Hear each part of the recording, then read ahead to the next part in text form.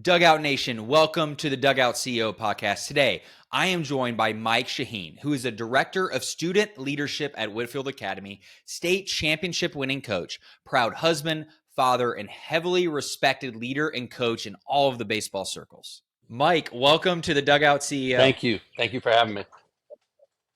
You bet. Gosh, we met, it was, I think, 2011. I was on a mission trip, Dominican Republic, and you were there, living there full time. And I'm like, what kind of crazy guy goes from a nice, amazing state championship winning job in Atlanta and moves to a third world country? And I'm like, I got to know this guy a little bit more. So glad to get to know you even better today and share your story with our listeners. So thanks again for being here once again. Well, thank you. It was a whirlwind back then. When you met me, you probably met a very confused and chaotic period of my time, and just being in a different country. But my hope is that our first time together down there in the Dominican was okay, because I really, like I said, it was a whirlwind. And just looking back at it now, what a blessing. But it was great to meet you then, and I'm excited to be here today. Awesome. Well, give us your baseball background, maybe playing up through coaching. All right. Well, I was a star T-ball player. No, I'm kidding. I think you know this, but the audience doesn't. I grew up in a suburb of Boston, about 20 minutes south, called Brockton. I always tell people, if you know who Rocky Marciano is or Marvin Hagler, Etonic Shoes, where it's called the Shoe City, and FootJoy. That's Brockton, Massachusetts, and was a great place to grow up. And Little League was huge.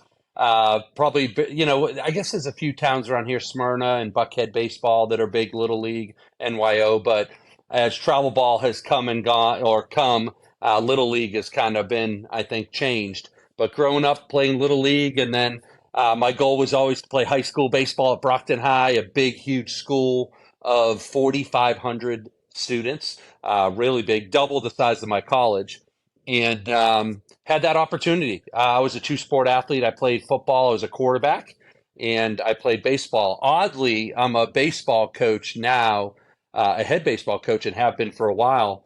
But football was my first love. Like my whole hope was to be the quarterback at Brockton High School. There have been many that have gone on and done big things from that school, and so that's what I wanted to do. And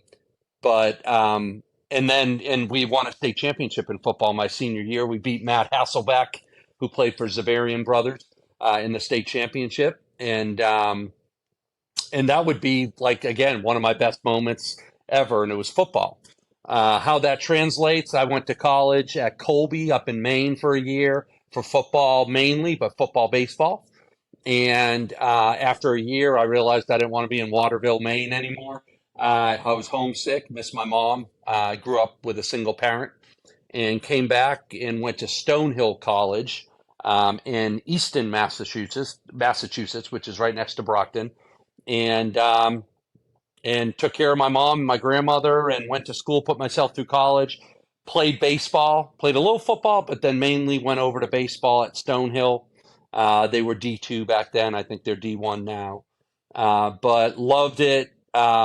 And really kind of fell in love with baseball even more at that time. Knowing all along that I wasn't going to be a professional baseball player, good enough to be a pitcher in baseball for D2. But also, I think my coaches would say I was most definitely a future coach then. I love team sports. I love rallying the troops. I love giving a motivational speech or comment. I've been an extrovert, a lot like my 18-year-old son now, who is as well. And so when I got towards the end of college, I started coaching baseball, and it was called AAU. It's since now called travel ball, but back then it was called AAU baseball for the South Shore Sea Dogs. And loved every moment of it. I was an assistant coach at age, 2021, and loved it. Went back to my hometown, Brockton, and was a volunteer coach as I taught there as a history teacher. And I knew at that point that I wanted to be a head baseball coach.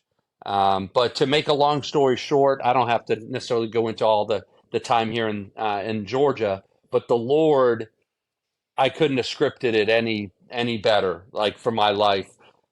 I did not get, and this is kind of an encouragement to those who are going through tough times or whether they got fired or they didn't get a job they wanted, but I didn't get the freshman coaching, baseball coaching job at my high school.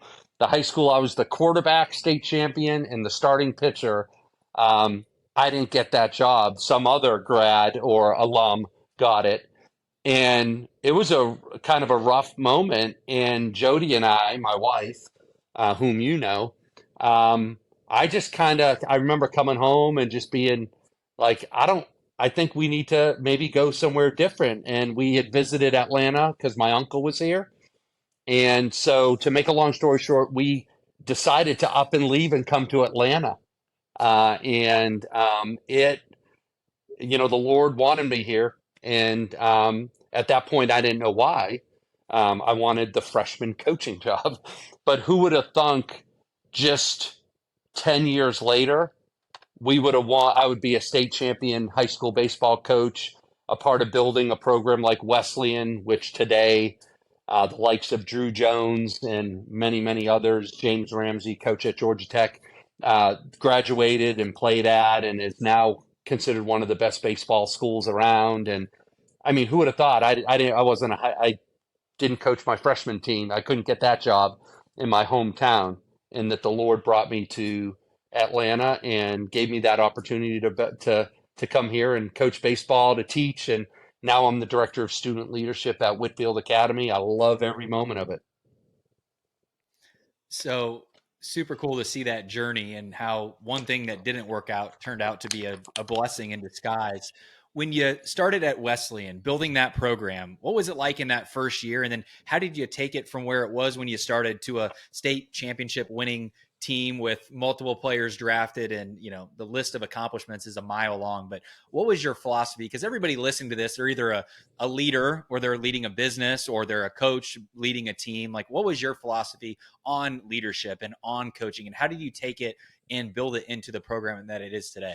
Yeah, that's a great question, and it's funny because I've had um, today I have a lot of people ask me that in regards to how is Wesleyan in my experience there um, different or similar to this experience here at Whitfield. I'm now been at Whitfield for 5 years, and we went from 18 guys in the high school program to now we have a varsity JV, and we're going to probably have two middle school teams. We've won three straight region championships. How does that happen?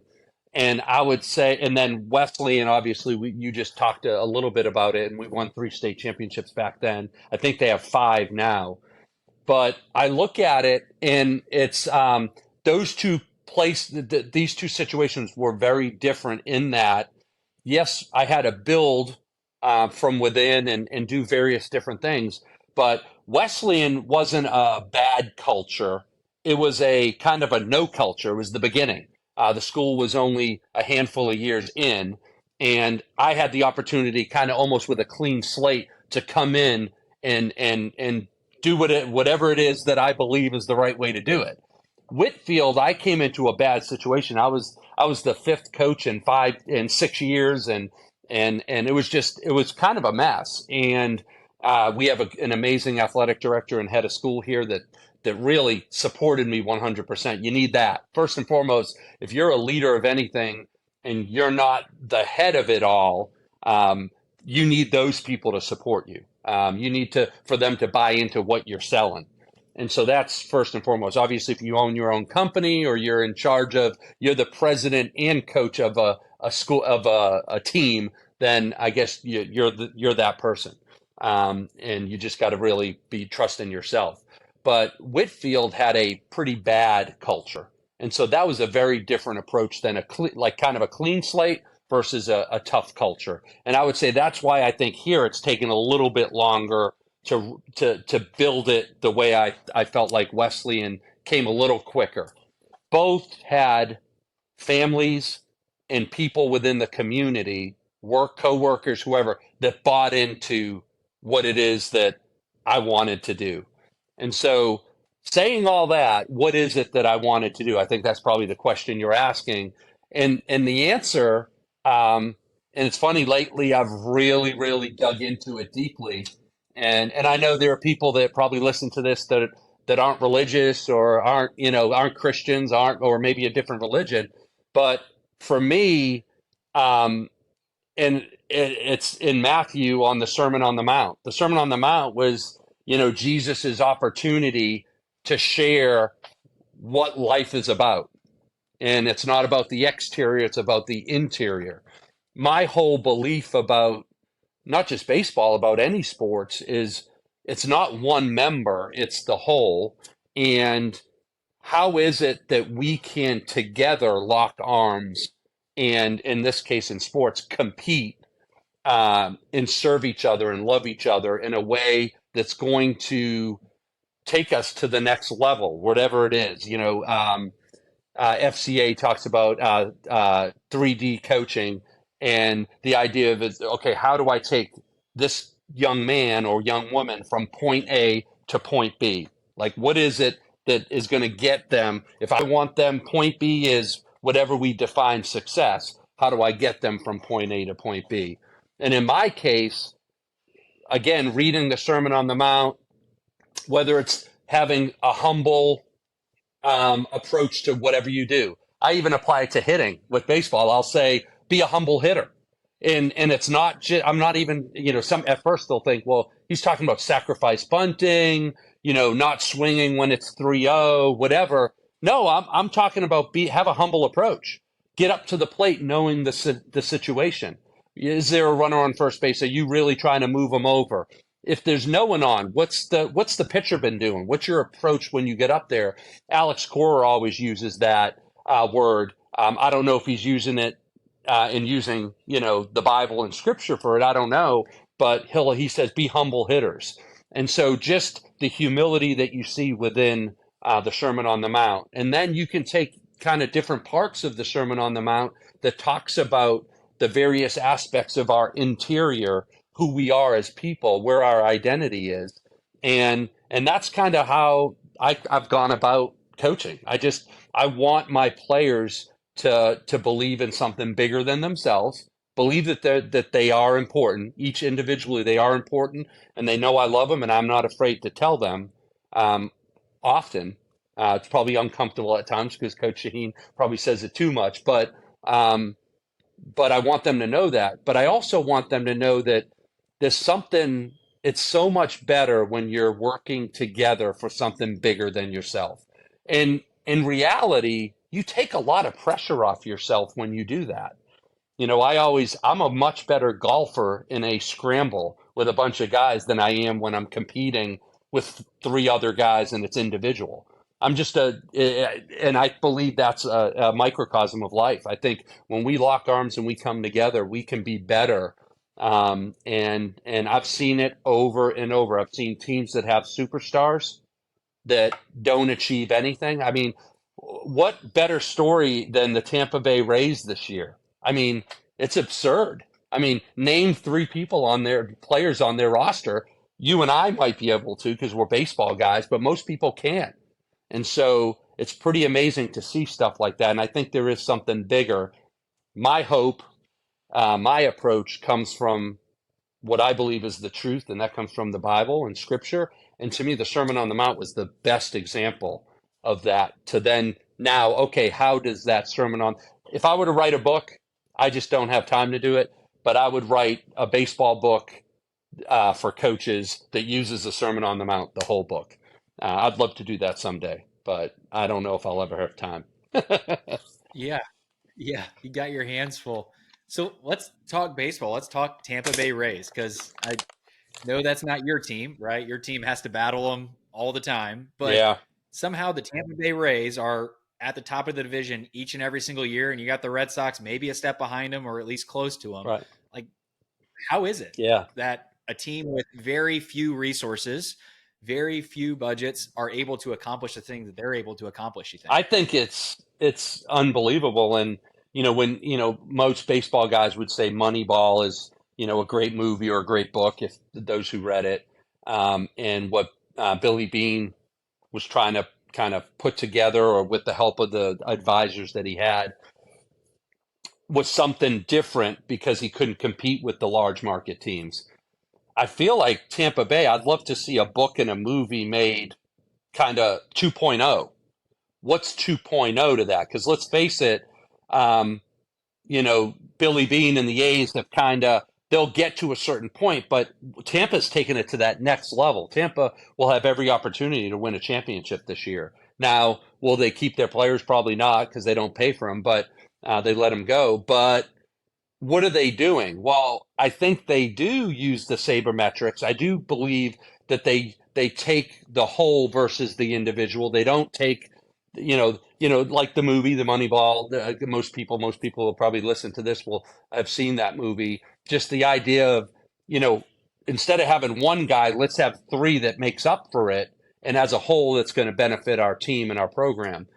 Well, I think they've taken it to that next step because their farm system is phenomenal. I mean, they lose at least two pitchers every year because they're amazing, and then they're going to get paid, and so they move on, and then they bring two more up that are 21, 22 years old.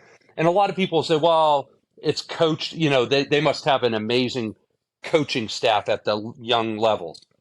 Eh, I don't know. Like, I think I'm the same coach this year as I was 4 years ago when we had a terrible team. I think you got to have the right players. So to me, their recruiting, how they're finding their scouting system must be amazing, because my Red Sox, year in and year out, can't find, you know, a second baseman, or whatever, a left fielder, and they have to go and find and get some free agent in Japan, Yeah. who's doing great this year. But in the Yankees and the other Dodgers are just, they'll probably get Otani. But it's, again, you look at the Texas Rangers and the Los Angeles Angels, who have literally done it the opposite way. They get the big name guy and pay a ton of money. And you look at their whole, and they're terrible. I mean, not terrible, but they're not great. And then you look at Tampa Bay, and they don't pay anybody a huge salary, but for some reason they raise up this group. I think, if I said to you I have the answer to it, then that's ridiculous. I'm lying, because I don't think anybody does. And if you ask Tampa Bay, I'd be curious to ask the people of Tampa Bay. Well, I don't know how we're going to get them on and they're going to give us all of their I secrets, know. but there was this Bill Gates presentation one time where he's on stage and he goes, I'm literally going to give you all of the secrets to my company and our success and why we're great over the next hour. And then people are like, okay, you're going to give us your secret sauce? Right. And then he's like, yeah, well, you wouldn't know what to do with it anyway, because it's all about execution. Right. Because you can have a great plan, you can have a great, but it's actually how are you executing it? But you're right. I think going back to it, it's how do they find and develop great talent? They have a system over there that they plug people into, That's right. and then they develop people to fit the system. And you see it. And I had a buddy that got drafted by the Cubs. Gosh, this was back in 2003, and he was in the Cubs minor league system for 4 years, first round pick. And then he got traded to the Reds. And he goes, it was night and day. And this was back when the Reds didn't have a whole lot of resources, but they were very competitive. Right. And he goes, it was night and day, the experience of being a minor league player in the Cubs organization back in the day versus the Reds. From the day one, hey, why are you here? What do you want? How can we help you get what you want? Well, this is the process. Do Right. you buy in? Because you're right. You got to have great talent, but you got to give people a very clear goal and give them all the resources they need to be successful.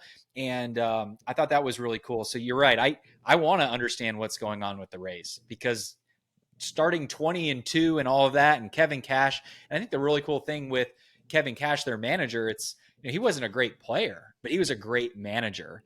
And what do you think that is that makes somebody a great manager of people? What is that thing? Well, I think first and foremost, I was just gonna, as you were talking, I was thinking the difference between, say, high school baseball and pro, but something that I think is similar, different but similar, meaning a different way to go about it, but it's the same principle.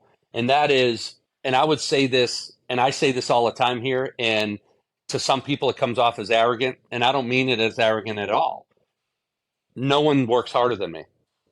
Period. Like if you talk about the baseball program here, how was it built here? How is it built at Wesleyan? You just have to ask my wife, who doesn't see me from January to May. And then also when I have summer ball teams of all the players on in my program that can't make the big teams, so we put together teams so that they play because they're my 7, 8, and 9 hitters.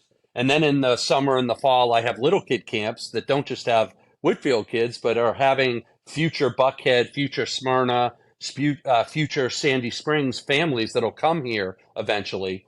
And so all that to, and I would say, listen, I'm an administrator here. I get paid pretty well. I don't need to do that stuff.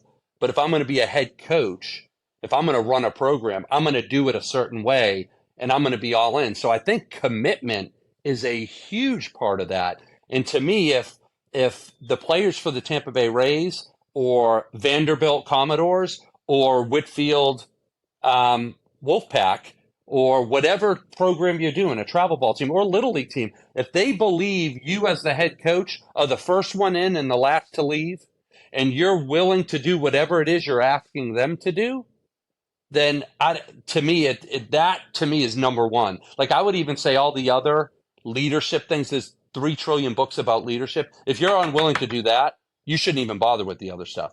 Because then what happens is later on, people see right through it. You become a used car salesman. That they see right through that. It's snake oil. Hey, he doesn't even come here on time.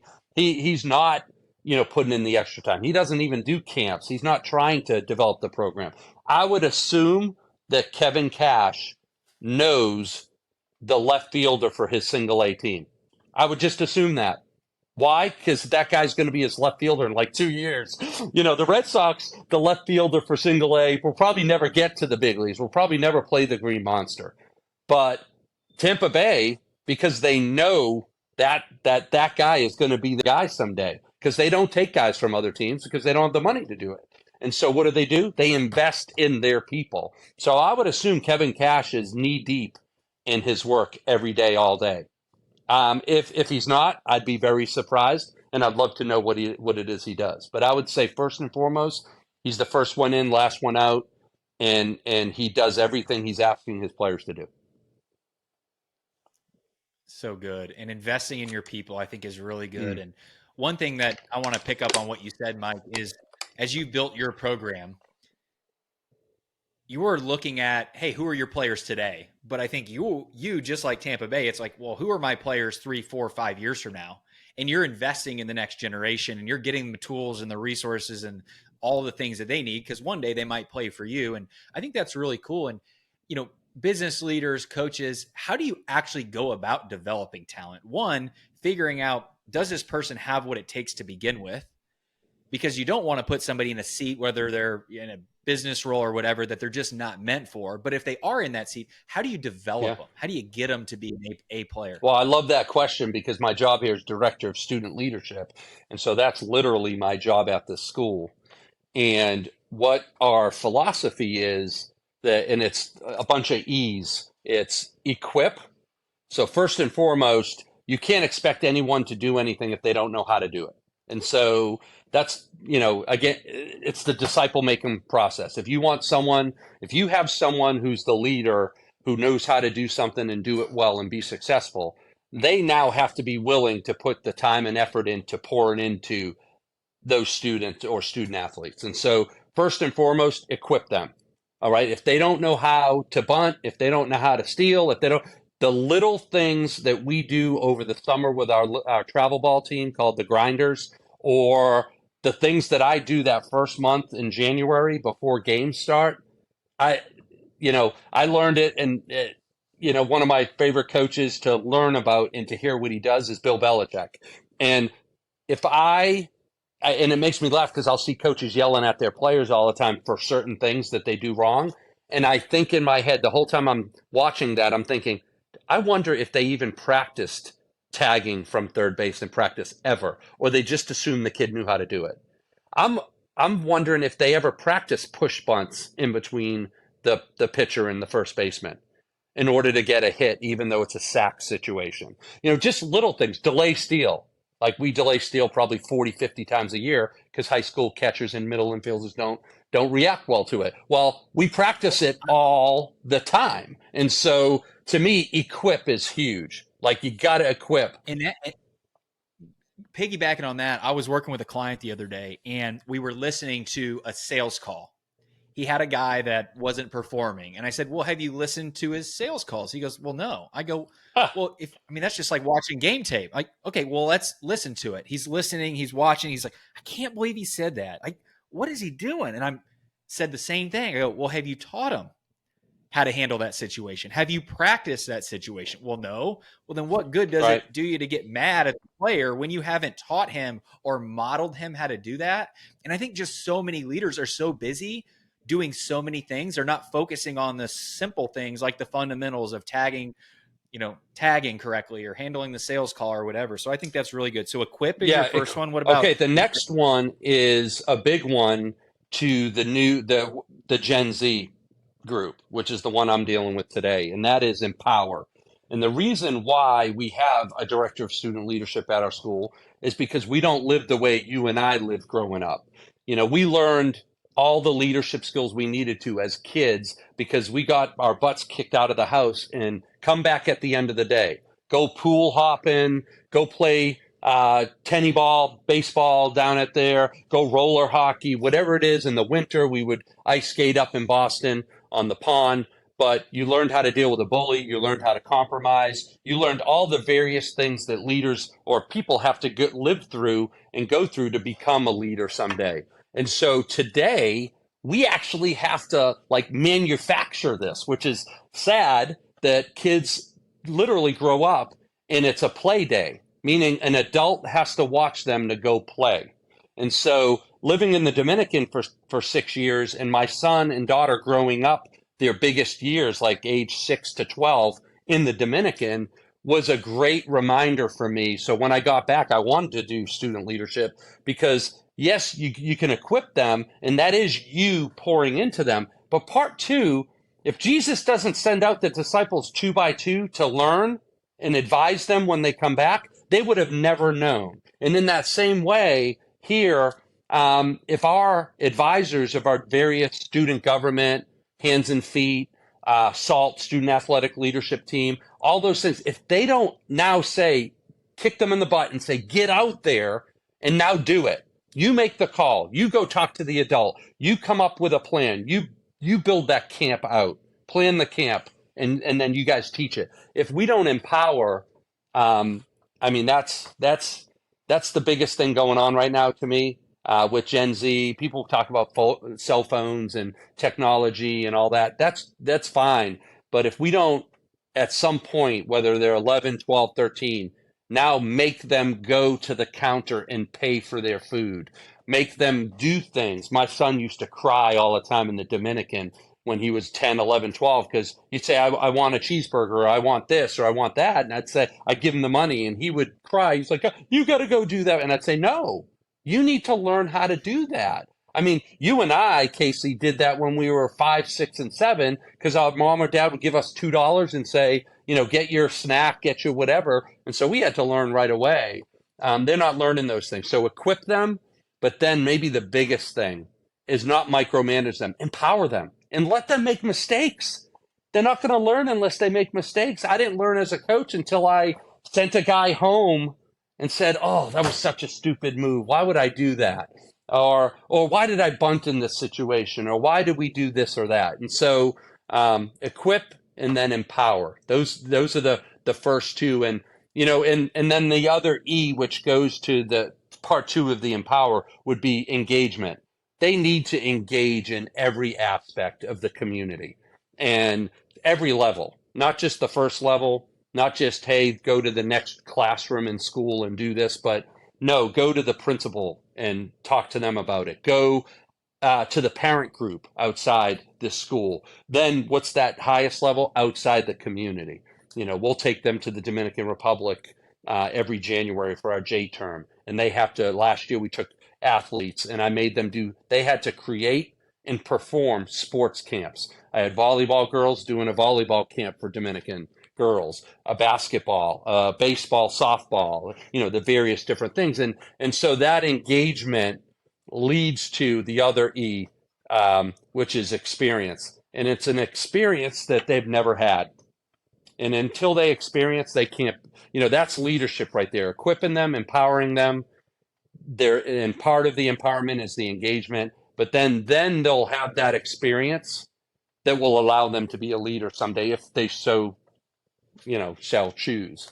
But that's what we're trying to do here at Whitefield. That's what I try to do with my baseball players. We're going to start a program this year that I waited for this senior group to come up called Building Men for Others, which puts them, they're in charge of the younger guys on our varsity team.